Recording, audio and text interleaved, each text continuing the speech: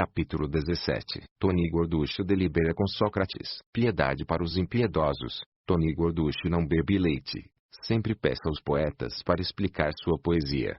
Filosofastro mistagogo. Tony Gorducho acredita que havia justificativas suficientes para sentenciar a morte de Sócrates. Este capítulo nos permitirá concluir a discussão sobre a diferença entre o conhecimento narrado, inteligível, e o tipo mais opaco, ao qual se chega, inteiramente, por meio de ajustes, as duas colunas da tabela 4, separando a ação discursiva da não discursiva. Comete-se esse erro de pensar que as coisas sempre têm uma razão que nos é acessível, que podemos compreender facilmente. Na verdade, o mais grave erro cometido na vida é confundir o ininteligível com o incompreensível, algo que Nietzsche vislumbrou. De certa forma, assemelha-se ao problema do Peru, confundindo o que não vemos com aquilo que não existe.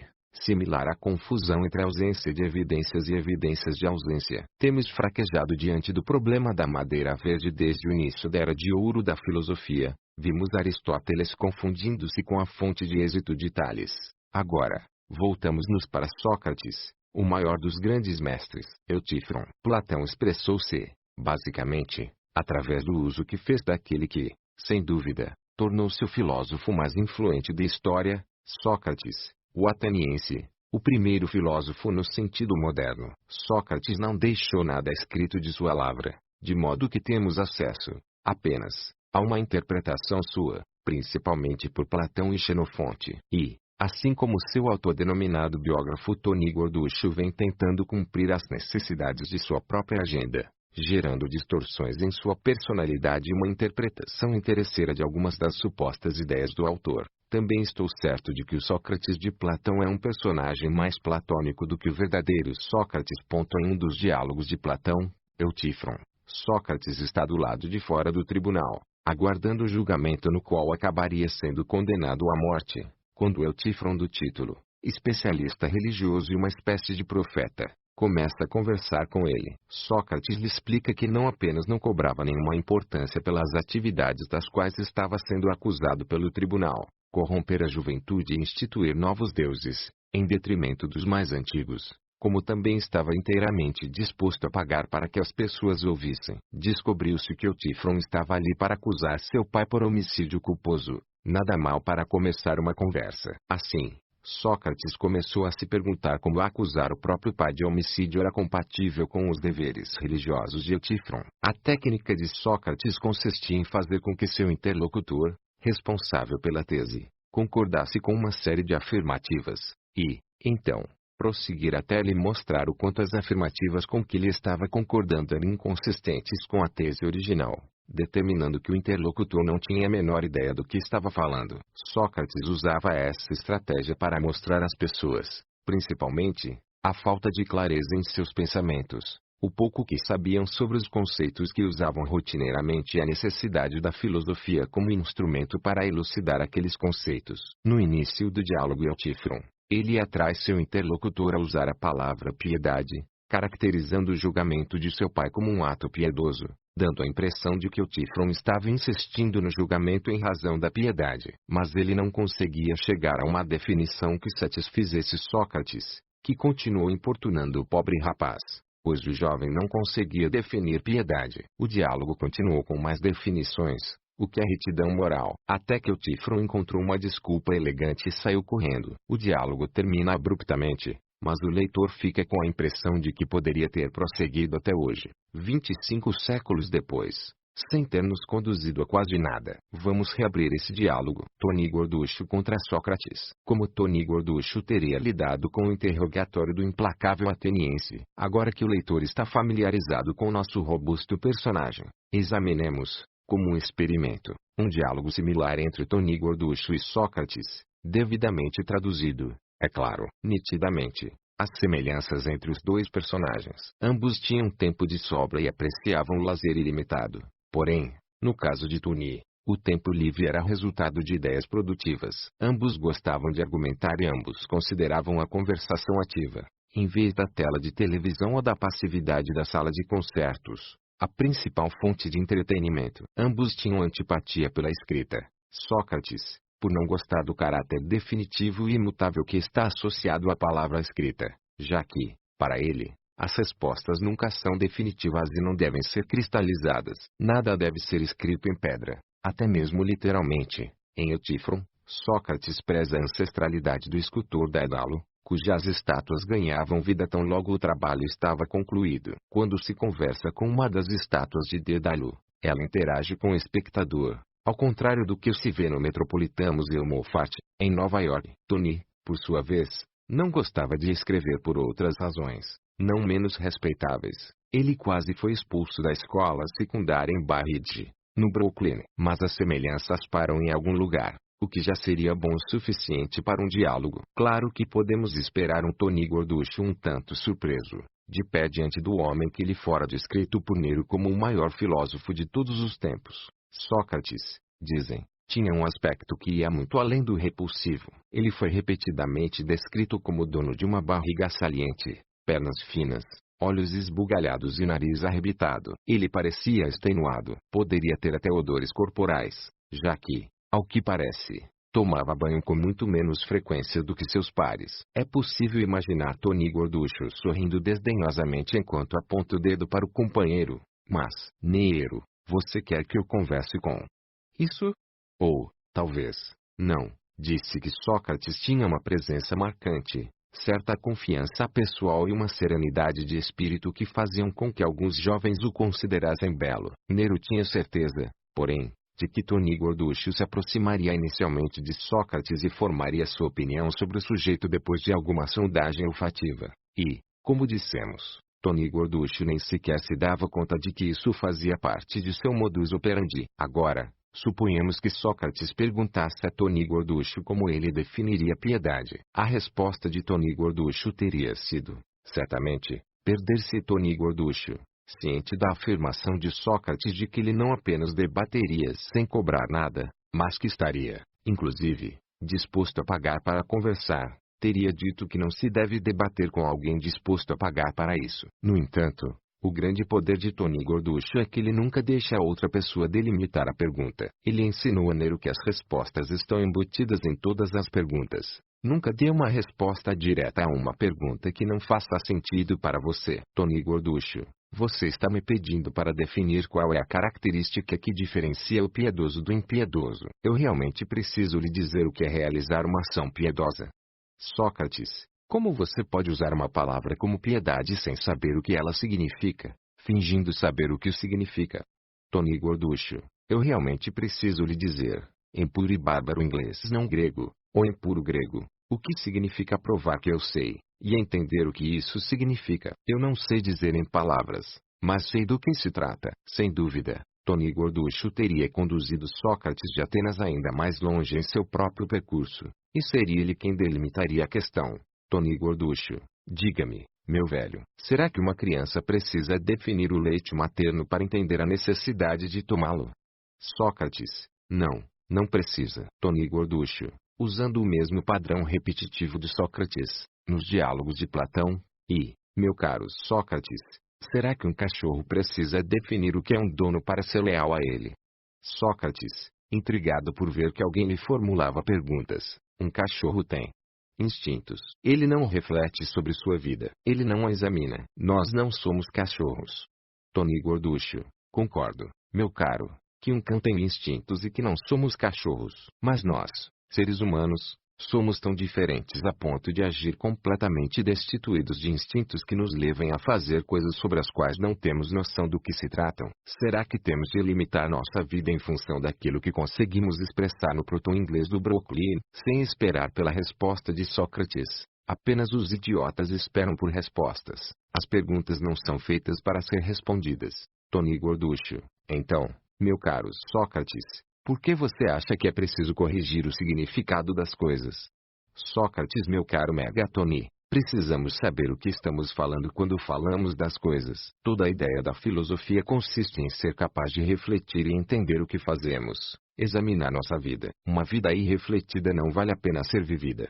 Tony gorducho, o problema, meu pobre antigo grego, é que você está matando as coisas que podemos conhecer, mas não conseguimos expressar. E, se eu pedisse a uma pessoa que anda muito bem de bicicleta que me fornecesse a teoria que está por trás do pedalar, ela cairia da bicicleta. Ao assediar e interrogar as pessoas, você as confunde e as prejudica. Então, olhando para ele de modo condescendente, com um sorriso afetado, Tony fala muito calmamente. Tony Gorducho, meu caro Sócrates, você sabe por que eles estão condenando você à morte? Porque você faz as pessoas se sentirem estúpidas por seguirem cegamente os hábitos, os instintos e as tradições. Talvez você esteja certo em alguns momentos, mas talvez as esteja confundindo a respeito de coisas que elas vêm fazendo muito bem, sem se meter em confusão. Você está destruindo as ilusões das pessoas sobre si mesmas. Você está roubando a alegria do desconhecido das coisas que não entendemos. E não tem nenhuma resposta.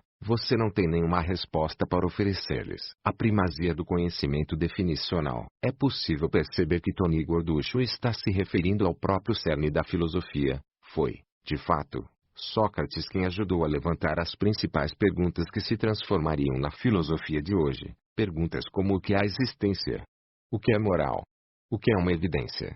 O que é a ciência? O que é isso?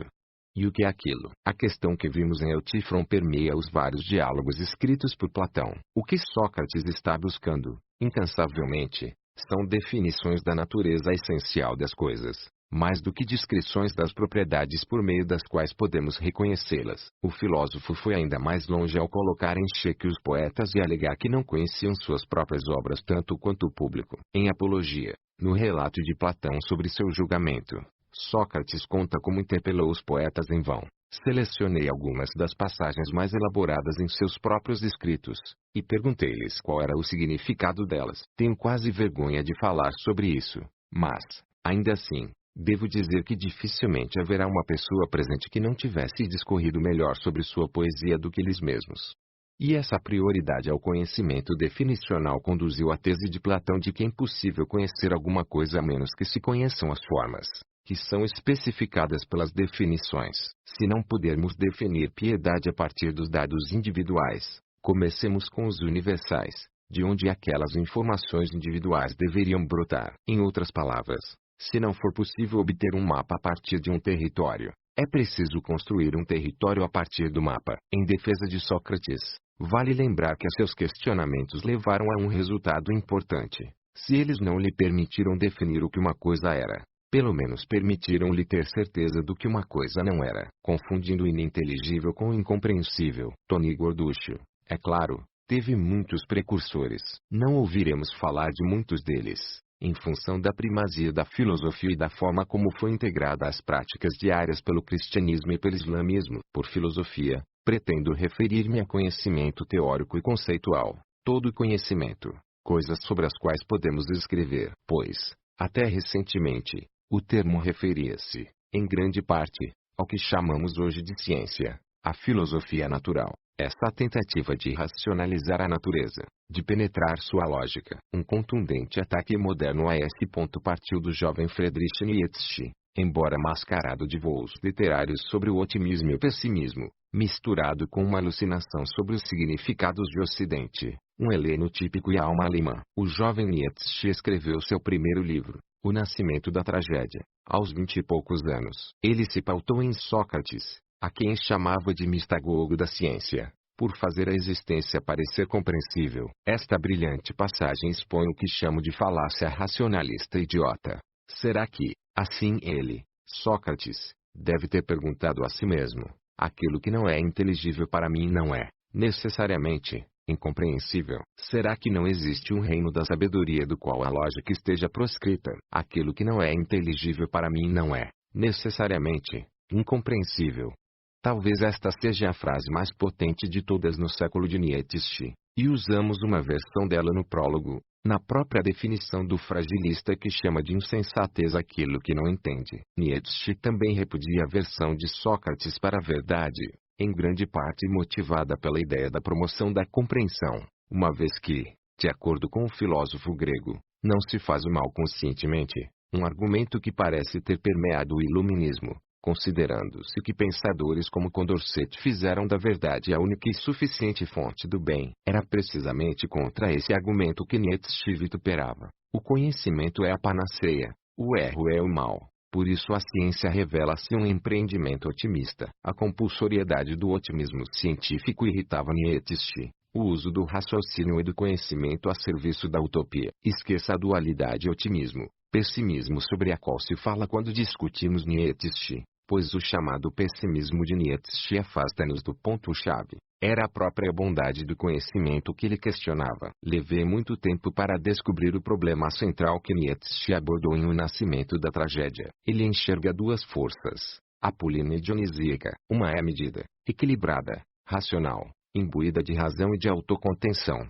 A outra é escura, visceral, selvagem e indomável, difícil de entender, emergindo das camadas mais profundas de nosso ser. A cultura grega antiga representava um equilíbrio entre as duas forças, até que a influência de Sócrates sobre Eurípides privilegiou o apolíneo e colocou um freio ao dionisíaco, causando o aumento excessivo do racionalismo. É o equivalente a alterar a química natural de nosso corpo pela injeção de hormônios. O apolíneo sem o dionisíaco é, como diriam os chineses, o Yang sem o Yin. A força de Nietzsche como pensador continua a me surpreender. Ele descobriu a antifragilidade. Enquanto muitos atribuem, de forma errada, o conceito de destruição criativa ao economista Joseph Schumpeter, sem se perguntarem como algo perspicaz e profundo poderia ter saído da mente de um economista, bem quanto, como vimos, os mais eruditos atribuem-no a Karl Marx. Na verdade foi Nietzsche quem primeiro cunhou o termo, fazendo referência a Dionísio, a quem ele chamou de criatividade destrutiva e destrutivamente criativo. Nietzsche realmente descobriu, à sua maneira, a antifragilidade. Li O Nascimento da Tragédia 2 vezes, a primeira quando era uma criança muito imatura e a segunda depois de já ter passado um bom tempo refletindo sobre a aleatoriedade. Dessa segunda vez, ocorreu-me que Nietzsche compreendera algo que não encontrei de forma explícita em sua obra. O aumento do conhecimento, ou de qualquer outra coisa, não pode acontecer sem o dionisíaco. Ele revela questões que podemos selecionar em algum momento, uma vez que existe a opcionalidade. Em outras palavras, o dionisíaco pode ser a fonte do ajuste estocástico, enquanto o apolíneo pode ser parte da racionalidade no processo seletivo. Deixem-me colocar o mestre de todos, Sêneca, nesse panorama. Ele também faz referência aos atributos dionisíaco e apolíneo. Ao que parece, ele apresentou, em um de seus escritos, uma versão mais rica de nossas inclinações humanas. Ao falar sobre um Deus, a quem ele também chama de destino, equiparando a interação de causas, ele lhe imputa três manifestações. A primeira é o pai liber, a força de Baco, ou seja, o Dionísio a quem Nietzsche se referia, que dá um poder seminal para a continuação da vida. A segunda, Hércules, que encarna a força. E a terceira, Mercúrio, que representava, para os contemporâneos de Sêneca, o artesanato, a ciência e a razão, o que, para Nietzsche, parecia ser o apolíneo. Mais completo do que o pensamento de Nietzsche, o de Sêneca incluiu a força como uma dimensão extra. Como afirmei, ataques anteriores à filosofia, no sentido do conhecimento racionalista das tradições de Platão e Aristóteles, partiram de várias pessoas, não necessariamente visíveis no corpus, especialmente em textos esquecidos ou raramente mencionados. Por que esquecidos? Porque a aprendizagem estruturada aprecia o empobrecimento e a simplificação do racionalismo ingênuo, fácil de ensinar, e não a textura rica do empirismo. E, como falei, aqueles que atacavam o pensamento acadêmico não tinham muita representação, algo que, como veremos, é nitidamente observável na história da medicina. Um estudioso ainda mais realizado, e com muito mais abertura de espírito do que Nietzsche, o pensador francês do século XIX Ernest Renan, sabia, além do grego e do latim usuais, hebraico, aramaico, sírio e árabe. Em seu ataque a Averroes, ele expressou a famosa ideia de que a lógica exclui, por definição, nuances e, considerando-se que a verdade reside exclusivamente nas nuances, trata-se de um instrumento inútil para encontrar a verdade nas ciências morais e políticas. Tradição. Como disse Tony Gorducho, Sócrates foi condenado à morte por perturbar algo que, aos olhos do sistema ateniense, estava funcionando muito bem. As coisas são complexas demais para que possam ser expressas em palavras. Quem fizer isso matará seres humanos. Ou, talvez, as pessoas, como acontece com a madeira verde, estejam focadas nas coisas certas, mas não sejamos suficientemente bons para perceber isso intelectualmente. A morte e o martírio rendem um bom marketing. principalmente quando o inimigo é o destino e, ao mesmo tempo, o indivíduo permanece inabalável em suas opiniões. Um herói é alguém imbuído de confiança intelectual e de ego, e a morte é pequena demais para ele. Enquanto a maioria dos relatos que temos de Sócrates o descreve como heróico, graças à sua morte e à sua resignação diante da morte de maneira filosófica, alguns críticos clássicos consideraram que o filósofo estava destruindo os alicerces da sociedade, as heurísticas transmitidas pelos mais velhos e que, talvez, não tenhamos maturidade suficiente para questionar. Cato, o velho, que conhecemos no capítulo 2, era bastante refratário a Sócrates. Cato tinha a mesma mentalidade de resultados de Tony Gorducho, mas com um sentido cívico, um senso de missão, um respeito pela tradição e um compromisso com a retidão moral muito maiores. Ele também era refratário às coisas gregas, como demonstrado em sua repulsa aos filósofos e aos médicos, repulsa que, como veremos em capítulos posteriores, tinha justificativas extremamente modernas. O compromisso de Cato com a democracia o levou a acreditar tanto na liberdade quanto nas regras do hábito, combinados com o pavor da tirania. De acordo com Plutarco, ele dizia: Sócrates foi um grande falastrão, que tentou tornar-se o tirano de seu país, a fim de destruir seus costumes e seduzir os cidadãos a sustentar opiniões contrárias à lei e à ordem. Assim, o leitor pode perceber como os antigos avaliavam o racionalismo ingênuo. Ao empobrecer, em vez de aprimorar, o pensamento, ele introduz a fragilidade. Eles sabiam que a incompletude, o conhecimento pela metade, é sempre perigosa. Além dos antigos, muitas outras pessoas têm se envolvido na defesa desse tipo diferente de conhecimento, e nos convidado a respeitá-lo. Primeiro, Edmund Burke, estadista e filósofo político irlandês, que também se contrapôs à Revolução Francesa, por perturbar as razões acumuladas ao longo dos séculos. Ele acreditava que as grandes alterações sociais podem nos expor a efeitos invisíveis, e defendia a ideia de pequenos experimentos de tentativa e erro, na verdade, um ajuste convexo, em sistemas sociais, juntamente com o respeito às complexas heurísticas da tradição. Há, também, Michael Oakeshott, filósofo da história e filósofo político conservador do século XX, que acreditava que as tradições forneciam um acúmulo de refinados conhecimentos coletivos. Outro representante dessa liga seria Giuseppe de Maistre, que, como vimos, pensava em segundas etapas. Ele era um pensador francês monarquista e contra-iluminista que argumentava, sem rodeios, contra os males da revolução e acreditava no corrompimento fundamental dos homens, a não ser quando controlado por alguma ditadura. Claramente, Wittgenstein estaria no topo da lista dos modernos pensadores antifrágeis, com sua notável visão do inexprimível em palavras. E, de todos os pensadores, é ele quem melhor entende a questão da madeira verde. Ele pode ter sido o primeiro a expressar uma versão desses problemas ao duvidar da capacidade da linguagem para exprimir o literal. Além disso, o homem era um santo, sacrificou sua vida, suas amizades, sua fortuna, sua reputação, tudo, pela filosofia. Podemos ser levados a pensar que Friedrich Hayek estaria na categoria antifrágil, antirracionalista. Trata-se de um filósofo economista do século XX que se opunha ao planejamento social, alegando que o sistema de preços descortina, por meio das transações, o conhecimento enraizado na sociedade. Conhecimento que não está acessível a um formulador de políticas sociais. Mas Hayek não chegou a perceber a noção de opcionalidade como uma substituta para o planejador social. De certo modo, ele acreditava na inteligência, mas em uma inteligência distribuída ou coletiva, não na opcionalidade como substituta da inteligência.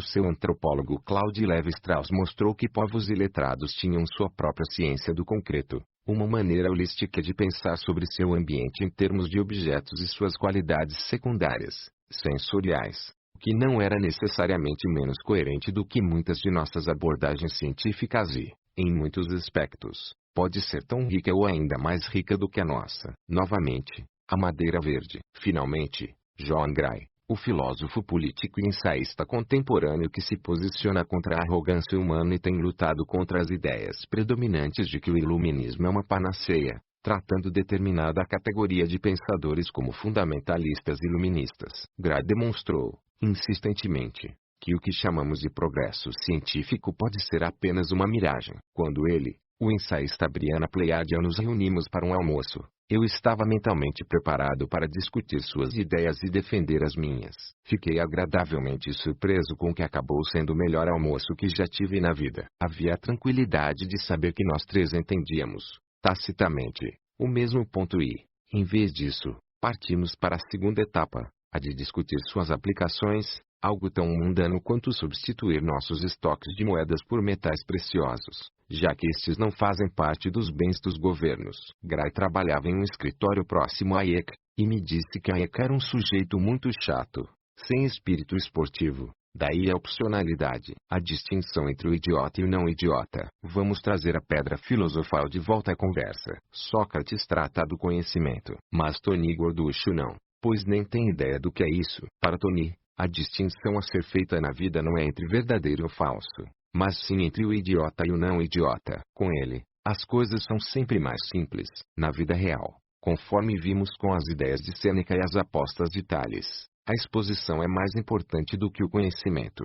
Os efeitos da decisão suplantam a lógica. O conhecimento dos livros didáticos negligencia uma dimensão, a assimetria oculta dos benefícios. Exatamente como a noção de média, a necessidade de focar no retorno por nossas ações, em vez de estudar a estrutura do mundo, ou compreender o verdadeiro e o falso, tem sido amplamente negligenciada pela história intelectual. Terrivelmente negligenciada. O retorno, o que acontece conosco, os benefícios ou os danos, é sempre o mais importante, e não o acontecimento em si. Os filósofos falam sobre a verdade e a mentira. Na vida real, as pessoas falam sobre retornos, exposição e consequências, riscos e recompensas, daí a fragilidade e a antifragilidade. E, às vezes, os filósofos, os pensadores e aqueles que estudam misturam a verdade aos riscos e às recompensas. Levada às últimas consequências, minha tese é de que o verdadeiro e o falso, e, portanto, o que chamamos de crenças, desempenham um papel fraco, secundário, nas decisões humanas. É o retorno do verdadeiro e do falso que domina, ou seja, quase sempre, assimétrico, com uma consequência muito maior do que a outra, abrangendo assimetrias positivas e negativas, frágeis ou antifrágeis. Deixem-me explicar. Fragilidade, não probabilidade. Nós inspecionamos as pessoas antes de embarcar no avião para saber se estão portando armas. Nós acreditamos que elas são terroristas. Verdadeiro ou falso? Falso, pois há poucas chances de serem terroristas. Uma pequena probabilidade. No entanto, ainda assim, nós as inspecionamos, porque somos frágeis ao terrorismo. Existe uma simetria. Estamos interessados no retorno, e a consequência, ou o retorno, do verdadeiro, a revelação de que elas são mesmo terroristas, é muito alta perto dos custos de inspeção, que são muito baixos. É provável que um reator nuclear exploda no próximo ano. Falso. No entanto, queremos nos comportar como se isso fosse verdadeiro, e gastamos milhões para reforçar a segurança, porque somos frágeis aos eventos nucleares. Um terceiro exemplo. Um medicamento aleatório nos causará algum mal? Falso. Ingerimos as pílulas? Não, não, não. Se nos sentássemos com um lápis na mão e anotássemos todas as decisões que tomamos na semana passada, ou, caso fosse possível, durante toda a nossa vida, perceberíamos que quase todas elas tiveram um retorno assimétrico, com um dos lados trazendo consequências maiores do que o outro. Tomamos decisões, principalmente, com base na fragilidade, e não na probabilidade. Reformulando, tomamos decisões, principalmente, com base na fragilidade, e não tanto no verdadeiro. Falso. Vamos discutir a ideia da insuficiência do verdadeiro, falso na tomada de decisões no mundo real, especialmente quando probabilidades estão envolvidas. Verdadeiro ou falso são interpretações que correspondem a probabilidades altas ou baixas. Os cientistas estipulam algo chamado nível de confiança. Um resultado obtido com um nível de confiança de 95% significa que há apenas uma probabilidade de 5% de o resultado estar errado. A ideia, claro, não tem aplicabilidade, pois ignora a dimensão dos efeitos, o que, naturalmente, piora as coisas no caso de eventos extremos. Se eu disser que algum resultado é verdadeiro com um nível de confiança de 95%, você ficaria bastante satisfeito. Mas e se eu disser que o avião tem um nível de confiança de 95% no tocante à segurança? Até mesmo um nível de confiança de 99% não adiantaria, já que uma probabilidade de 1% de um acidente seria bastante alarmante. Hoje, Os aviões comerciais operam com menos de 1% dentre várias centenas de milhares de probabilidades de cair, e a proporção tem melhorado, pois cada erro leva ao aprimoramento da segurança total. Então, repetindo, a probabilidade, isto é, o verdadeiro, falso, não funciona no mundo real. É o retorno que importa. Você, provavelmente, já tomou bilhões de decisões em sua vida. Quantas vezes levou em consideração as probabilidades? Claro, você pode fazer isso em cassinos, mas não em outros lugares. Fusão entre acontecimentos e exposição. Isso nos leva, novamente, à falácia da madeira verde. Um evento do tipo cisne negro e como isso nos afeta. O impacto sobre nossas finanças, nossas emoções, a destruição que causará, não são a mesma coisa. E o problema está profundamente enraizado nas reações habituais. Quando apontamos suas falhas, a resposta dos prognosticadores tem sido, tipicamente, precisamos melhorar os cálculos para prever, de maneira mais precisa, o evento e identificar as probabilidades. Em vez do muito mais eficaz modifique sua exposição, aprendendo a se safar do problema. Algo que as religiões e as heurísticas tradicionais têm conseguido colocar muito melhor em prática do que a ciência ingênua e superficial. Conclusão do livro 4. Além dos médicos empiristas, esta seção tentou defender os irracionais aventureiros, engenheiros, empreendedores autônomos, artistas inovadores e pensadores antiacadêmicos, que têm sido difamados pela história. Alguns tiveram muita coragem, e não apenas a coragem de levar adiante suas ideias, mas a de aceitar viver em um mundo que sabiam não compreender, e eles apreciavam este mundo. Para concluir a presente sessão, observe que realizar é uma coisa mais sábia do que estamos inclinados a acreditar, e mais racional. O que fiz aqui foi apenas desmistificar o epifenômeno de ensinar os pássaros a voar e o modelo linear, utilizando, entre outras coisas, as simples propriedades matemáticas da opcionalidade, o que não exige conhecimento nem inteligência. Apenas a racionalidade da escolha. Lembre-se de que não há evidência empírica para sustentar a afirmação de que a pesquisa organizada, no sentido em que é atualmente ofertada, leva às grandes coisas prometidas pelas universidades. E os promotores da ideia soviética de Harvard não usam a opcionalidade nem os efeitos de segunda ordem. Essa ausência de opcionalidade em seus relatos invalida suas perspectivas sobre o papel da ciência teleológica. Eles precisam reescrever a história da tecnologia. O que vai acontecer agora? Em meu último encontro com Alison Wolff, discutimos o terrível problema da educação e as ilusões das contribuições acadêmicas, com as universidades de Gilead tornando-se, aos olhos das novas classes altas da Ásia e dos Estados Unidos, um artigo de luxo que propicia status. Harvard é como uma bolsa Vuitton ou um relógio Cartier. É um grande empecilho para os pais de classe média, que têm reservado uma parte cada vez maior de suas economias para essas instituições, transferindo seu dinheiro para administradoras, incorporadoras, professores e outros agentes. Nos Estados Unidos, há uma infinidade de créditos educativos, automaticamente transferidos para esses sugadores de renda. De certo modo, não é nem um pouco diferente de uma extorsão. É preciso contar com o nome decente de uma universidade para progredir na vida. Porém, sabemos que, coletivamente, a sociedade parece não progredir por meio da educação organizada. Wolff pediu que eu lhe enviasse minhas reflexões sobre o futuro da educação, pois afirmei que eu era otimista acerca desse assunto. Minha resposta: esta é frágil. Na história, que tipo de fraude durou para sempre? Tenho muita fé no tempo e na história como eventuais desmascaradores da fragilidade. A educação é uma instituição que tem crescido sem agentes estressores externos. No fim das contas, a coisa toda entrará em colapso. Os próximos 2 livros, V e V, lidarão com a ideia de que as coisas frágeis rompem-se. Previsivelmente, o livro V mostrará como detectar a fragilidade de maneira mais técnica, e apresentará a mecânica por trás da pedra filosofal. O livro V baseia-se na ideia de que o tempo é uma borracha, e não um construtor, e é muito útil para ajudar a romper o que é frágil, sejam edifícios, sejam ideias,